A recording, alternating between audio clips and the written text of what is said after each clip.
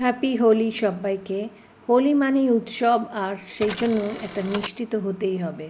Hi everyone, আমি উমা বলছি ohms cooking lab থেকে। আজকে বানাবো মিডল ইস্টের একটা মিষ্টি, সেটা হচ্ছে কুনাফা ডেজার্ট। কেমনভাবে বানাচ্ছি চলো দেখে নিই। সহজ রেসিপি, কিন্তু স্টেপ বাই স্টেপ করতে হবে। কি কি করছি আমি এখানে দেখো, ফেনি নিয়ে নিয়েছি। এগুলো হচ্ছে খুব সফট আর খুব হালকা সিমাই, আর এটা দিয়ে আমি বানাবো কুনাফা ডেজার্ট, যেটা মিডল ইস্টের একটা বিখ্যাত ডেজার্ট আর ভীষণ ভালো। এই ডেজার্টটা খেলে একবার বারবার খেতে ইচ্ছে করবে। তো আমি এখানে নিয়ে নিয়েছি 70 গ্রাম ফেনি, অর্থাৎ সেমাই। তোমাদের কাছে যদি খুব সরু সরু হালকা সেমাই থাকে, সেটা দিয়েও তোমরা বানাতে পারো। এবার আমি এই অ্যালুমিনিয়াম কন্টেনারে বানাবো। আর 2 চামচ আমি 2 টেবিল স্পুন নিয়ে নিয়েছিলাম বাটার, তার অর্ধেকটা নিলাম, আর তাতে ফেনিটাকে হালকা করে আমি ভেজে নেব।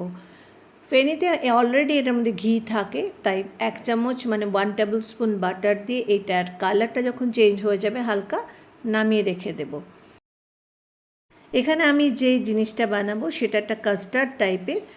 1 কাপ দুধকে আমি গরম বসিয়ে নিয়েছি লো টেম্পারেচারে, আর 3 চামচ দিয়ে দিচ্ছি অল্প ঠান্ডা দুধ নিয়ে, তাতে 3 চামচ টিএসপি 3 টিএসপি, চায়ের চামচে 3 চামচ দিয়েছি কর্নফ্লাওয়ার, গুলে আলাদা করে গুলে রেখে দিয়েছি।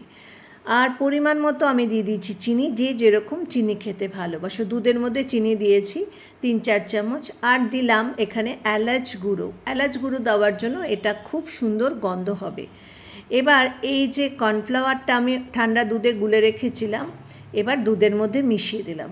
দুধের মধ্যে আমি 1 কাপ দুধ নিয়েছি, আর এর মধ্যে দিয়ে দিলাম 1 চামচ বাটার। ব্যাস, খুব ভালো করে এবার মিশিয়ে নিতে হবে। একদম স্লো ফ্লেমে এটাকে আমি জাল দেব, তাহলে এটা ঘন হয়ে একটা কাস্টার্ড তৈরি হয়ে যাবে। আর যখন এটা ঘন হয়ে যাবে, একটা চিজ স্লাইস এর মধ্যে আমি মিশিয়ে দেব। 1 কাপ দুধের জন্য যেটুকু আমি কাস্টার্ড বানাচ্ছি এখানে, সেটার মধ্যে একটা চিজ স্লাইস দিলেই বেটার। এর মধ্যে তোমরা ক্রিম মেশাতে পারো, আমুল ফ্রেশ ক্রিম। আমি এখানে মেশাইনি। মোল্ড হিসাবে এখানে ব্যবহার করেছি অ্যালুমিনিয়ামের যে ফয়েলের যে কন্টেনারগুলো থাকে সেগুলো। প্রথমে একটা লেয়ার দিয়ে দেব সিমাইয়ের, ফেনি আমি ভেজে রেখেছিলাম সেটা, তারপরে চেপে চেপে এটাকে বসিয়ে দিতে হবে। তার উপরে আমি কাস্টার্ড যেটা গরম বানিয়েছিলাম সেটাই এর মধ্যে দিয়ে দিতে হবে। তার উপরে আবার আমি সিমাই দেব, তার ফলে 3টে লেয়ার তৈরি হয়ে যাবে। এর মধ্যে তোমরা পেস্তা কুচিও দিতে পারো। পেস্তা গুঁড়ো করে এর মধ্যে মিশিয়ে দিলে কিন্তু ভীষণ টেস্ট হবে।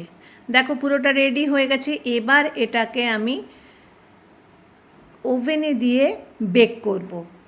বেক করার আগে এটা আধা ঘন্টা মতো নর্মাল টেম্পারেচারে রেখে দিলে এটার ভেতরে যে কাস্টার্ড বানিয়েছিলাম সেটা জমে যাবে। তারপর 15 থেকে 20 মিনিট এটাকে ডবল রড অন করে এটাকে বেক করে নিতে হবে। 180 ডিগ্রি থেকে 15 থেকে 20 মিনিট লাগবে।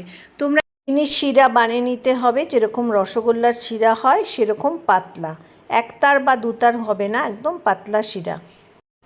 এবার এর দুপাশেই আমাকে চিনির শিরা দিতে হবে। ফয়েল থেকে বের করে নিয়ে নিচের পার্টের মধ্যেও দিতে হবে চিনির শিরা, এবং উপরের পার্টেও চিনির শিরা দিয়ে এটাকে ফ্রিজে রেখে দিতে হবে 2-3 ঘন্টা। তারপরে কেটে কেটে ছোট পার্ট করে নিয়ে এক একটা স্লাইস এক একজন খাও, দারুণ টেস্টি আর ভীষণ ভালো লাগবে। ঠান্ডা ঠান্ডা আইসক্রিমের মতো, আবার একটু ক্রাঞ্চিও। এটা একটা আরবিয়ান ডেজার্ট, এটার নাম হচ্ছে কুনাফা। কুনাফা তো আজকাল ভীষণ ভাইরাল, বাড়িতে বানিয়ে ফেলো। এরকম পিস্তার স্প্রেড পাওয়া যায়, পিস্তা স্প্রেড দিয়ে গার্নিশ করে দাও, বা পিস্তা কুচি দিয়েও করতে পারো, যে যার কাছে যেটা আছে। ভালো লাগলে কিন্তু লাইক কমেন্টস করে দিও, আর আমার বন্ধু হয়ে যেও, আর জানিও কিন্তু তোমাদের কেমন লাগলো ভিডিওটা।